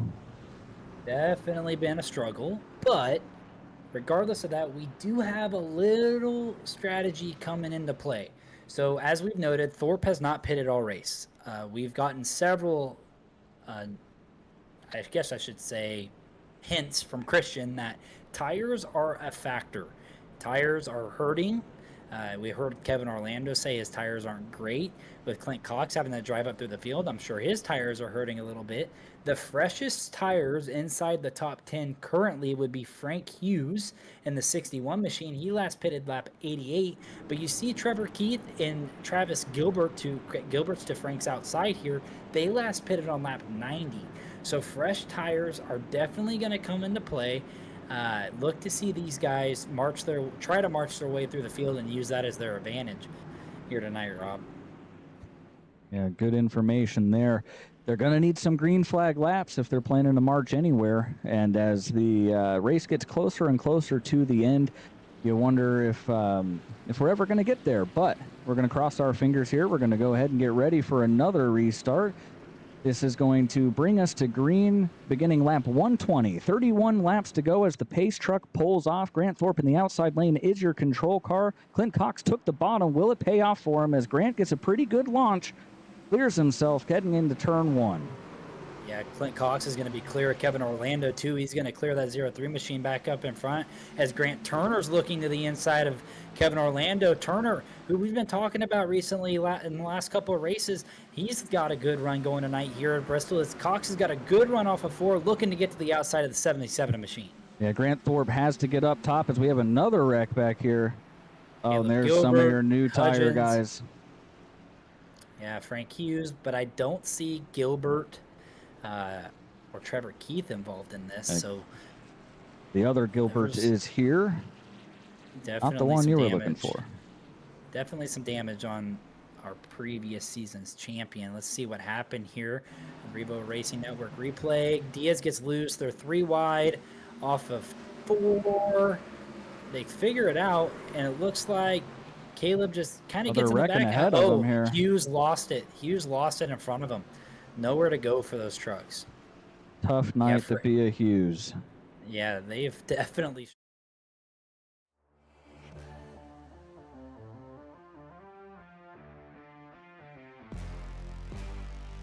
Turn 1. Yeah, just coming off of 4. Down into the bottom. Oh, Gilbert with a huge dive down the bottom. Maybe put some air on the 61 machine. Maybe a little contact from Trevor Keith as well. We'd have to look off the front bumper and in-car view from Trevor, but I'd like to say, Rob, that he just lost it, as we've seen it happen so many times here tonight. Yeah, it looked like he just lost it there on entry, like we've seen time and time again this evening. Now we have John Fike, Caleb Gilbert, Christopher Lowry, Devin Hudgens, Dominic Hughes, all on pit road at the moment. Obviously, if you pit here, I don't think you're ever making it back to the front, so this will solidify a tough night here for some of these guys. Yeah, definitely a lot of these guys just trying to repair damage at this point, Rob. I know somebody who's not having a tough night right now, and that is Grant Thorpe, whose strategy is working wonders for him right now. Yeah, he's going to only have to stay out front for about 25, 24 laps, Rob, after we get back green. So with the way these cautions keep falling, Grant is looking good. But as you know, Rob, I can see some guys getting a little bit impatient with these cautions after cautions. All it takes is one guy driving in there and dooring you, and if he's ahead of you at the restart at the time of the caution, you lose that lead. And I think if Grant were to lose the lead, it would hurt him big time with this strategy. Yeah, I think Grant's race requires him to hold on to the lead here. I think you're right. And, Clint Cox, you're talking about making those aggressive moves. Clint Cox, no stranger to aggressive moves. And we already saw him earlier tonight when he had the opportunity underneath that 77 truck, that OnQueue truck there, the 77. He kind of just slid right up into him, tried to take it. That was, 30, 35 laps ago. If he was willing to do that on lap 100, there's no telling what he's willing to do here on lap 125, lap 150. Yeah, I would look to him to take the bottom, and you may see it here, Rob. If he gets through the gears good, Grant's tires, I know we haven't ran a lot of hard laps on him, but he hasn't pitted in 126 laps. He's on the same tires he started the race on. He's been restarting the leader, so he's spinning those tires just a little bit on these restarts, Rob. So those rear tires are definitely getting worn down. And you could see Grant with a little slip up here on the restart and give Clint a good chance to the inside. I wouldn't be surprised if that 0-3 truck drives in there deep and we may see a little contact off it too. I agree. You know what? Grant needs to make sure that he's not giving Clint Cox the top. I know Grant's more comfortable on the bottom, but we saw there during that last run, he was running the bottom, and Clint was just getting such a huge run out of the corners. It was really setting Clint up for success, I felt like, if we had another couple of green flag laps. So, you know, what does Grant Thorpe do here? Does he continue to run where he's most comfortable with the truck, where he feels he has the best speed?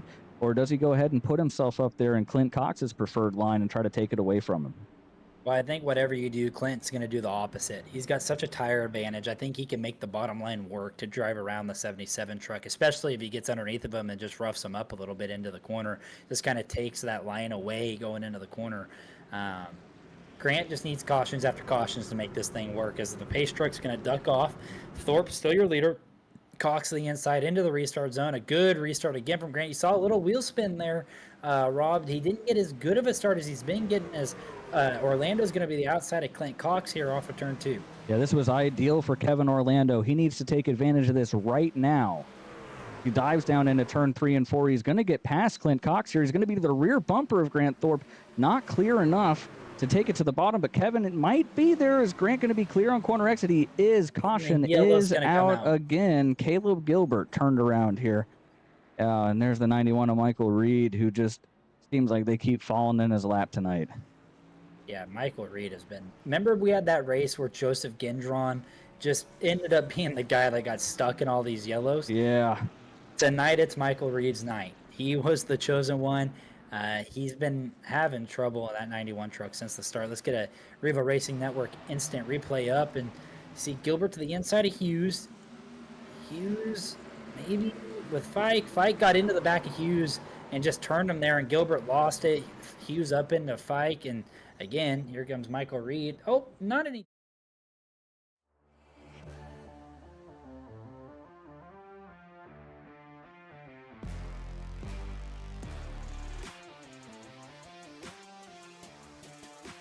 Seen that we've had a lot of cautions tonight, and we've touched on it that Grant Thorpe has not pitted it. You know, obviously he had to save a lot, and I can confirm he does have enough fuel to get to the end. So this is just a what looks to be a 3-horse battle. I mean, Kevin Orlando and Clint Cox, very strong trucks, but Grant Thorpe is good to go to the end. So he's going to be fighting like crazy on those restarts or those 2-lap runs that we've been having. Hopefully we get a green flag run to end it, but he is good to go on fuel to the end of the race. Well, thank you, Christian. Rob, that's incredible that he's on the same fuel tank he's ran from grid, on the same tires, 19 to go, and he's still out front here.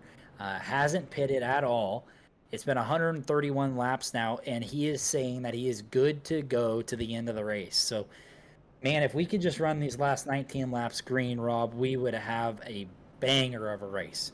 They call him the fuel calculator for a reason. If there's any way that you can stretch fuel to make it to the finish, Grant Thorpe will be the guy to figure it out. But one person who does not need to worry about saving fuel right now is Clint Cox in that 03 truck. Clint, do you have a copy? Yeah, I got you. All right, Clint. It's been a probably a bit of a frustrating race for you. You have a really fast truck. You've worked your way back through the field, back to the front, and you seem to keep having opportunities to go and take this lead, and then the caution comes out. So what's the strategy here from the 3rd position to get yourself to the lead? It's all about the restarts, man. You choose a line that works one time, you choose another line the other time, and it don't work. So you just gotta hope that whatever line you pick works. And the 77's holding us all up, but I mean, that's his right. He's the leader. He can do what he needs to do, but it's just choosing the right line at the right time, really. Yeah, Clint, we've seen you dominate this race, honestly, from the start. You led majority of the laps and then pitted there under the stage and worked your way through the field. That truck is still very clean. Didn't look like you got involved with any incidents. How are the tires on the 03 machine? We've heard some reports from other drivers that they burn off pretty easily. Are you still feeling pretty confident? Yeah, tires are good. I ain't abused them none. I ain't had the chance to really. They're good enough to get up here and get around the 77, but it's going to be hard if the 27 stays in front of me to get around to him as well. Just got to get by the 77, really.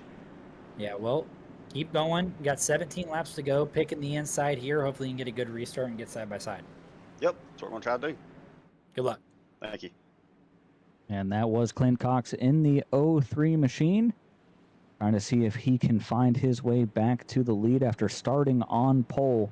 Man, it feels like it's been a long, hard battle to get back into this position, Michael, but here he is. Yeah, he's definitely made his way back up through the field. If we could get 5 laps green, Rob, I don't see Grant Thorpe able to hold these guys off. But we haven't seen it. I think the most we've had is 3 laps green, which another thing I want to point out, Travis Gilbert, Al Likens, those guys have fresh tires. I mean, fresh as fresh can get. So don't be surprised if they're able to get up there if we get a green flag run as the pace truck ducks off. Grant Thorpe still our leader. Clint Cox is now going to be to his inside with Kevin Orlando to the outside. Into the restart zone. Green is back out. Good restart by Clint. He's right there, almost clear of Kevin. He's going to drive deep here into 1 and 2 and clear himself up high. He's going to be right on the back bumper of Grant Thorpe down the backstretch. Do we see a move from the 03 truck here now, Rob? Well, the problem is he's going to have to be careful of Kevin while he tries to set up this 77 truck. It's going to be really difficult to do both things at the same time, but we see Grant Thorpe back to the bottom, Clint Cox back to the top. Man, I just don't know if that's going to work out for him. Clint's got such a huge head of steam down these straightaways as he gets into the wall a little bit. That's what Grant Thorpe wants to see. Yeah, Clint Cox working that 03 machine as hard as he can, getting good runs off the top side of the racetrack. Hit the wall last time by here off of 4. He's putting the 03 truck to work right now, trying to get a run. He's got a good run here to the inside for the race lead. Thorpe to the bottom, to the middle. Cox runs him up the racetrack. They're side by side off of 4. Orlando lurking. The caution is out. Chris Stamper has crashed in the back. I think Grant Thorpe still had the lead when the caution came out. And I'll tell you what, Rob, Clint Cox drove it in there into 3 as both of the Team 606 racing trucks involved in that yellow. Not what Clint Cox wants to see as his teammates wrecked as he was about ready to have a shot. He might have got the barrels, Michael. Did he? He might have got the barrels. Let's take a look here to see what happened. Okay, so down, we're 3 wide. Adams loose on the outside lane. Keeps the truck straight. Oh, Reed loses it underneath of him, but saves it. Oh, Stanford, nowhere to. Oh my goodness. He did get the barrels, but not how we thought. not how we expected. I expected to see a head-on hit into the wall with the front, into the barrels with the front bumper gone, but no, he hit something yellow, but it was his teammate, the 5 truck at Chris Stamper there. Well, and this is probably why you mentioned these are both Clint Cox's teammates. They're probably calling out right here that there's a wreck, and so Clint is trying to stuff it down in the corner and get ahead of Grant before the caution comes out. But oh man, just nowhere to go. I'm going to be honest there, Rob. I'm not to call people out, but this one, he saw that truck for a long time. I mean, you can see here as he drives down the front stretch, you see. Where does it happen at? Here, you see him spinning already. You saw him there out the left side window, and here you see him, and he throttles up. Look at the RPM gauge. The RPMs are going up, and then he hooks a left, and I mean, he just KOs him. Yeah, that's going to be a tough one in the team meeting tomorrow for sure. It looks like it took a long time for the caution to come out there. I wonder if that didn't have something to do with it. It may have, as I think Adams blew the motor up, but under 10 to go, Rob. Well, if you are Grant Thorpe, that caution came out at the perfect time. I'll tell you what, Clint drove her in there deep. The yellow came out, and Clint still doored Grant Thorpe, and he was even lifting. So Clint drove in there. I'll be honest, he was gonna put that 77 machine in the fence there through 3 and 4.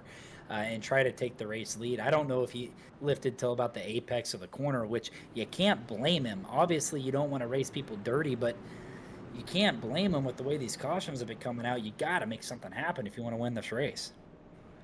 Yeah, and I do not want to lose sight of Kevin Orlando Jr. right here. Kevin, if he just gets a good enough restart, I think Kevin can take that battle to Grant also right now. So we kind of have 2 different battles that we have to keep an eye on. We got to keep an eye on Grant Thorpe, his ability to separate himself from the second place car. And we'll have to keep an eye on Kevin Orlando. Can he get a good enough restart to stay side by side with Clint Cox down the back straightaway? Because if he can, it's going to be really difficult for Clint to ever get back to Grant. This may become Kevin Orlando's opportunity to see what he can do with him. One thing I want to point out, Rob, which is incredible, and I just saw this on our leaderboard, Grant Thorpe, that last run, ran the fastest lap time of the race, and he hasn't pitted at all. If that doesn't say the tires aren't too bad, I don't know what will. So when that 77 machine wants to get after it, he can get after it. So he's barely quicker than Clint Cox. Grant's at a 14.539. Clint's fastest lap of the race is a 14.575. So it's very close, but that 77 truck is still quick when he's got to hold off the 0.3. So this is going to get good. Man, if we could go green these last 5 laps here at the restart, Rob, it is going to be a nail biter. Don't forget that 22 truck of Travis Gilbert. He's got better tires than anybody else. He last pitted on lap 90. So look, and he's aggressive. So and look he's for the starting on that outside lane. Anything could happen here. Travis could still have an opportunity at this, no doubt. Here we go to the restart zone. 5 to go at the line. Pace trucks off. Thorpe on the outside. Gets a good restart. Clint Cox is almost there, Rob. He's going to drive deep here into 1. He's going to try to clear himself with Kevin Orlando. Drives up the racetrack. He's clear of the 27. The 27 crossover almost. Here goes Clint Cox. He's working on the 77 machine Alpha 4 here, Rob. And he's right on the rear bumper of Grant Thorpe. He's going to try to take it to his inside down here in turns number 1 and 2. Pulls up just into the left rear. Almost gets into Grant there. Here comes Kevin Orlando. He wants second position. Clint Cox goes back to the top of the racetrack, trying to run down race leader. We got a big wreck in the back. I think that was John Fike in it there. Man, Rob, I'll be honest. The race behind the race for the lead was incredible. Gilbert, Turner, Likens, and Trevor Keith, they were almost 4 wide, door banging at one point as we were focused on the race for the lead. Here's what caused the caution. John Fike with a good run here to the outside of Nick Alves, gets in the back bumper of the 24 truck and just loses the handling of the 65 and wrecks in front of Jack Clemens. Rob, we've got time.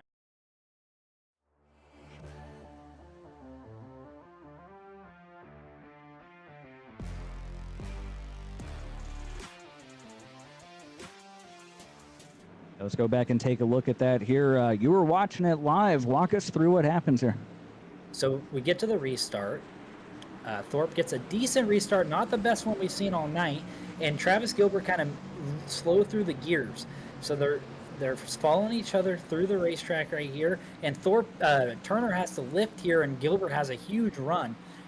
And Gilbert gets into the back of the 20. At some point, I saw these guys side by side. Yeah, here we go. Turner gets loose. Gilbert drives underneath of him. Turner gets loose again. Now here comes Keith, splits them 3 wide. Travis Gilbert almost let Rex. Al Likens takes advantage of that. I believe the caution comes out here very soon as Likens gets to the outside of Travis Gilbert. Turner's pushing him down the front stretch, and the caution came out. So it was just calamity there with Turner kept getting loose, and those guys were just going after it. Man. And best racing of the night. Such an intense racetrack. These are the battles that everyone looks forward to when you come to this racetrack. And unfortunately, we're running out of laps to see a whole lot more of it. But one person who's very happy to see that we only have a green-white checkered left to go here in this race is your race leader of Grant Thorpe, who, despite all odds, is still out there on the same fuel tank, the same tires, and the same strategy that he's had since the beginning of this race. Yeah, it's incredible that 77 truck has made it this long. But with 17 cautions in a race on a track like Bristol, you're able to save so much fuel under these caution laps. And you don't really burn too much either, Rob, when you're racing, because you're off the throttle so long in these trucks with how snappy they've been that you don't really use a lot of fuel either. So, man, It's if these guys don't wreck, I'm gonna be amazed. The 0-3 is gonna have a good run here off of 2 if he picks the bottom and clears himself up. He's gonna, I would imagine he picks the bottom again. It's been working. He's been able to clear himself through 1 and 2. It's desperation mode now. These guys are gonna go after it. So hopefully we can stay green and get a good green-white checkered finish for this one. Yeah, Grant Thorpe is going to need to get a better restart this time than he did last time. We've seen him sometimes, he has these fantastic restarts, and then other times it seems like he's just spinning the tires trying to get up through the gears. He's going to need one of his best restarts of the night if he wants to drive away and take this victory from Clint Cox and Kevin Orlando and Travis Gilbert behind him. Yeah, Gilbert's got the freshest tires of everybody other than Trevor Keith in the top 5. Him and Keith are on the same strategy. Gilbert took the bottom there, Keith to the outside. This is going to get really interesting here on this restart, Rob. I'd imagine that 0-3 truck's going to keep getting good restarts. If Grant slips up just a little bit, they're going to be side by side, and that's going to open the door up for Kevin Orlando or Travis Gilbert to pounce on an opportunity to maybe try to steal a win here. And remember, here in the Coastal Financial Truck Series, we have 2 attempts at the green-white checker. If we have a caution there on that first lap during our second attempt, then that will be the end of the race. So obviously we'd like to see a green flag finish here. This will be our first green-white checker attempt of the race. And Clint Cox just keeps laying back so much on these restarts. I'm not sure. That's what I was saying earlier, Rob. He's just trying to see the front end of that 77 truck out the windshield to time when he's lined up illegally is his problem. Well, it could be an issue, but we'll let the admins decide that. As here we go, first green-white checkered attempt at the last great Coliseum. The pace truck's going to duck off. Thorpe, your leader. Clint Cox in second. Good restart out of Grant. He got him there. He cleared himself by 3 or 4 truck lengths, and you're going to see Kevin Orlando Jr. the outside of Clint Cox. They're going to have some contact through the center of the corner. Door banging through 1 and 2. Door banging. Orlando almost clears himself, and Cox is going to clear himself up high into the left front of Orlando. Cox sideways down. Oh, no wrecking, but the white flag is out. The white flag is out. Grant Thorpe's still your leader. They're wrecking behind. Trevor Keith the second. Orlando third. Grant Thorpe is going to make it happen. He's not going to pit all race long, and the OnQueue equipment number 77 is going to win here tonight at Bristol. Wow. That's incredible. And Clint Cox and Kevin Orlando were throwing haymakers at each other there those last 2 laps. And Grant Thorpe just drives off into the sunset. 152, I believe, laps on that tank of fuel and on those set of tires for Grant Thorpe. He's going to bring it home tonight. The winner of the OnQueueEquipment.com 150 and the $50 that OnQueue Equipment has provided for the winner tonight. An incredible run tonight for Grant Thorpe. You see everybody happy for him. One of the most popular drivers you'll find out here in the Coastal Financial Truck Series. Everybody's happy when Grant brings one home. Yeah, man, that was a crazy finish. The battle for the lead was for second was more important than the leader. Those guys were Clint Cox and Kevin Orlando were just going after it, just door banging as Grant Thorpe's gonna burn it down, like you said, Rob, in the OnQueue equipment number 77. Didn't pit the whole race. So got plenty of tires on that thing to do himself a burnout. Grant Thorpe, congratulations on your win here tonight in the OnQueueEquipment.com 150. Flag to flag. I say that as if there were only 2. There may have been 18 cautions here tonight, but you bring that truck home in victory lane. Never brought it down pit road, but were the first across the stripe. How did you do it? Just restarts and hoping for cautions to come out within 5 laps, because I was probably the 12th or 13th fastest truck out here. So that was the only play I had, and it worked. Well, Grant, I want to let you know, there with about 15 to go, you ran the fastest lap time of the race. So you were not a 12th to 15th place truck. You were still the fastest race truck on the racetrack at that time. Incredible. I mean, stay out the whole race. The cautions fall your way. You put the 77 truck out front. You hold off Clint Cox, who he had a couple shots at you. He drove to your inside there, kind of doored you a couple times just because you know he's got to make something happen. He knows the cautions are going to happen. incredible job. Is there anybody on that truck you'd like to thank? I'd just like to thank OnQueue for coming in this week, sponsoring the race, sponsoring the whole team. So we got all special paint schemes for this week. So glad I was able to represent them well and bring them to victory lane. Yeah, great job. $50 richer tonight with the Coastal Financial Truck Series as well. I hope you didn't forget about that. I did, so that's a nice little bonus. Yeah, a little bonus for the fuel strategy and the mental math you had to make there inside that truck. Congratulations again, Grant. You are now locked into the playoffs with the Coastal Financial Truck Series, and we'll see you in 2 weeks at Knoxville. Sounds good. Thank you, guys. And that was your race winner, Grant Thorpe, in that number 77 OnQueueEquipment.com truck. And man, this is 2 weeks in a row now, Michael, where the winning truck has been sponsored by the sponsor of the race. So I'm going to get my tinfoil hat on and figure out who's sponsoring next week's race, so that way we can just go ahead, skip the broadcast, and announce the winner tonight. Yeah, it might be a good idea. Grant ran a great race. The strategy worked out. I was able to stay up front, and I'm interested to get to talking to Trevor Keith and Kevin Orlando, especially Kevin with that battle with Clint Cox. We're going to take a little break. We'll get those two up in the booth, and we'll be back with you.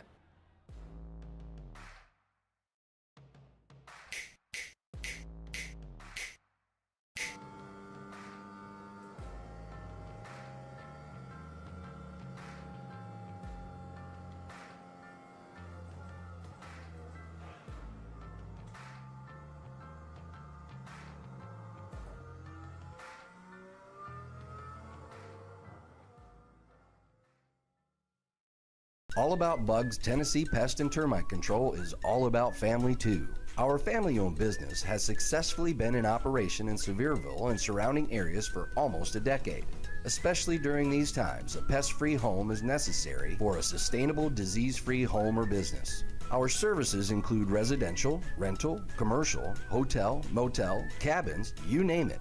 Free quotes and inspections for new customers, and most of our services are contract-free. Our All About Bugs Tennessee family is devoted to delivering the best possible pest control service with a friendly smile. Contact us at 865-453-5574 today. If it's bugging you, you should be bugging us.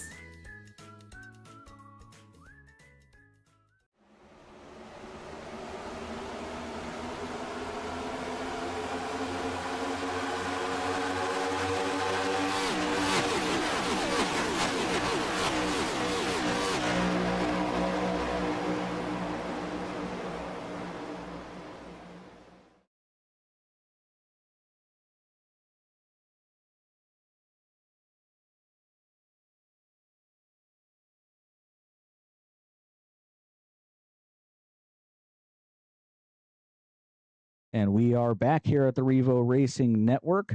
Time to talk to our second place finisher here. Bringing it home, second place tonight is Trevor Keith in that number 15 Revo Racing Network truck. Trevor, do you have a copy? I do. I got you. All right, Trevor, you're up 4 spots tonight, finishing in the second position. Can't say we had a whole lot of green flag racing tonight. So what was your strategy to keep yourself up front? I know you were involved in a couple of wrecks, had to work your way back up front. You know, when you have cautions like this, what's the strategy? How do you make your way back to the front of the pack? My strategy to begin with was Grant's strategy. I wasn't pitting. I was either going to one-stop it, I was going to do the whole Martinsville thing. Either I pit under green or I'm with Grant. But then I got wrecked, so then I had to pit. And then I was just like, well, if I put on fresh tires, I can move through the field pretty good. Because tire fall-off was still a thing, even though a lot of it was under pacing. But at that point, it's just, man, you just got to be patient. Patient is hard at Bristol when it's just caution after caution. But just, and then choosing right. Even with the cautions being so quick at the end there, if you choose the bottom, gain 3 rows, caution comes out pretty quick before you get train rolled from the top. Then you gain some spots, and then having a tire advantage, you can make the bottom work. Then sometimes you just get lucky in second and third about to take each other out, and you just go underneath them. Leading into that, that's exactly what I was going to ask you. Watching that battle from Kevin Orlando and Clint Cox after me, as you're watching Grant Thorpe, who didn't pit all race, drive away. What was your mindset? Just let these guys wreck and trying to gain off a bit, or were you just trying to pounce on any opportunity you could? Yeah, I was going to. Um, I my original plan was to, kind of race race the 27 for third, and then probably not get the 03. I didn't think I was fast enough to get the 03. But it was also to clear Travis because I saw them guys bumping and banging off each other, and then I had Travis underneath me at one point, and I was like, if I can clear Travis, I can scoot to the bottom real quick and get around these guys. And that's exactly what happened. So, I mean, Travis followed me through the field too. And I don't think he finished well. I think he got involved in something else too. Oh no, he finished fourth. So, uh, yeah. So me and Travis were battling through the whole field, and I was like, I just got to clear him, and that way I can get to the bottom if I need it. And that's how it played out, thankfully. Yeah, definitely worked out for you. A little damage to the left side. That guy that was battling with Clint Cox, who finished right behind you, I think he got into your right rear quarter panel at one time tonight. I think that was the wreck you may have been talking about. But Yeah. congrats again. Second place here. I think one of the best finishes you've had all season long. Good to see Yeah, that Revo Racing Network truck up front. We've struggled in the old Revo truck this year. Hopefully, this is a little momentum going into an off week next week. Then we got the dirt. Oh, I can't wait for that. Yes, sir. I I'm can excited. either. Congratulations tonight on your second place finish, and we'll see you in 2 weeks at Knoxville. Heck yeah. That was your second place finisher of Trevor Keith. Now we're going to speak to our third place finisher here, Kevin Orlando, who perhaps was just in the middle of talking to Trevor Keith, but we're going to interrupt that conversation. It's fine. It's fine. We're going to interrupt that conversation here real quick to ask Kevin. First of all, Kevin, great run tonight, up 7 positions, bringing it home on the podium. I'm sure that's what the goal was here tonight. You had an opportunity to win, came up a little short. But walk us through those last 2 laps. We saw you and Clint Cox just giving each other the business there, 2 straight laps. Man, we had a great race going side by side. I was happy to get to his outside. I thought with that position, I'd be able to, even if we stayed side by side, get that advantage and beat him to the line out of turn 4 on that last lap. But never quite got there. Never quite got there.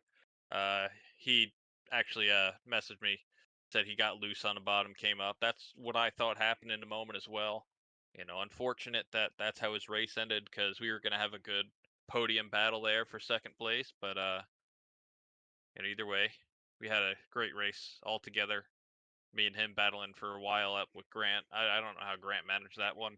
That was fantastic on his part, but Yeah, we were kind of watching the battle with you and Clint Cox there at the end of the race and slow mo here up on the broadcast. Definitely a long night for you. Had to go to the back a couple times, drove back up through the field, multiple restarts. We talked to you at one point throughout the race. You were apologizing to guys for wrecking them, and then you end up here in third. Is there anybody you'd like to thank on the 27 machine for getting you here? well, I mean, I do have to thank TK for not wrecking me when he got the chance to.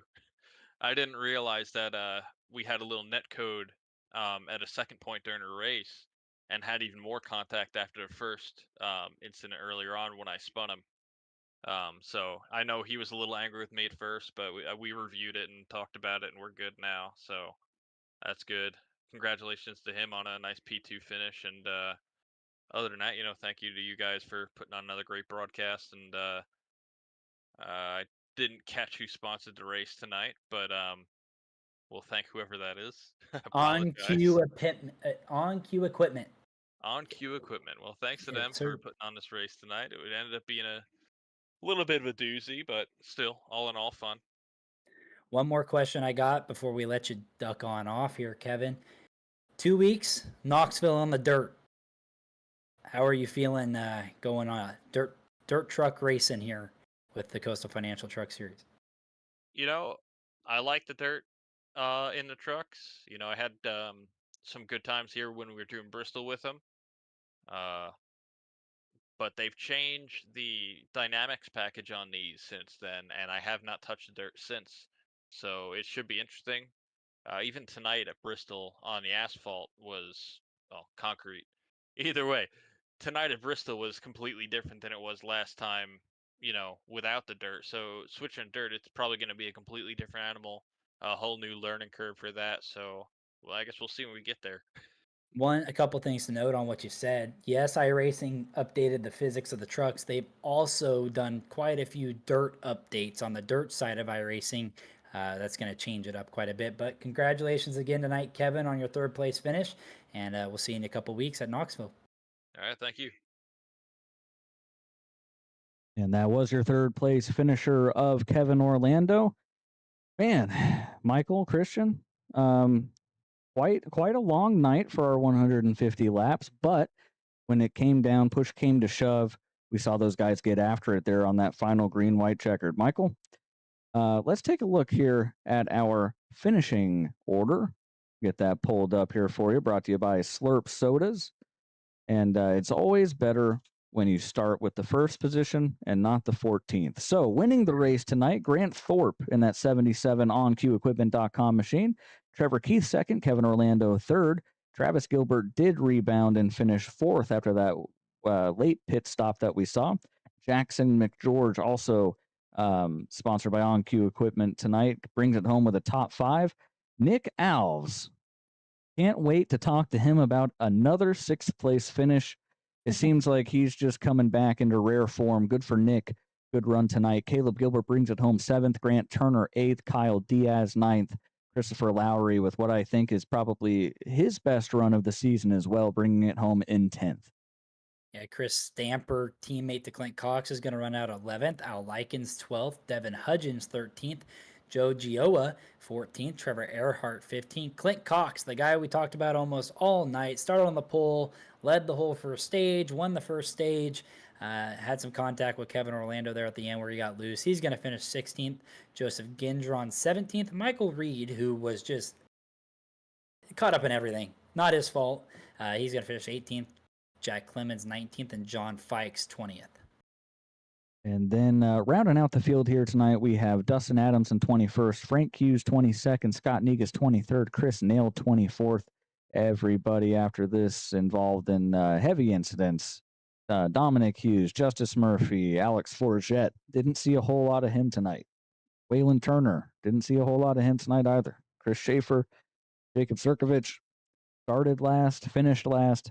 Eddie Wildermuth, a forgettable night for him. I'm sure he'll be looking forward to getting on the dirt here in 2 weeks. And speaking of dirt, I have 2 guys here who are big fans of racing on the dirt. Let's start with Christian. Christian, what are your thoughts on bringing the Truck Series to Knoxville here after our off week? What are you looking for in that race? Well, let's skip Christian and go to Michael Call then. Michael, same question to you. Yeah, I'm really excited to see the Coastal Financial Truck Series get back on dirt. My racing background, discography, you can call it, is all about dirt racing. I love dirt racing. I'd rather watch it than a NASCAR race any day. And a little announcement for you guys at home. I will not be in the booth in 2 weeks. Christian Bresnock's going to fill my spot, and you're going to see me on track. I'm going to run the Knoxville Dirt Race here with the Coastal Financial Truck Series. See if I can put Revo Racing Network on the podium step. I'm excited to see it, Rob. Definitely a lot of changes to the dirt physics, a lot of changes to the trucks. It should be a good race, and I'm excited to be a part of it. Yeah, it should be a lot of fun. We'll definitely be checking in with you periodically during that race, get your thoughts from inside the truck. But that will be it for us tonight at the Revo Racing Network from virtual Bristol Motor Speedway. Big shout out to tonight's sponsor, OnQueue. You can check them out at OnQueueEquipment.com, as I'm sure you probably about tired of us saying tonight. You know, when you have that many cars running well, you hear a lot about the sponsor. But big shout out to them for sponsoring us tonight and putting up the $50 for Grant Thorpe, who won tonight's race. That's going to do it for us here at the Revo Racing Network with the Coastal Financial Truck Series. Next week we are off, but we will be back the Monday after for the race at Knoxville. We look forward to seeing you then. Have a good rest of your night.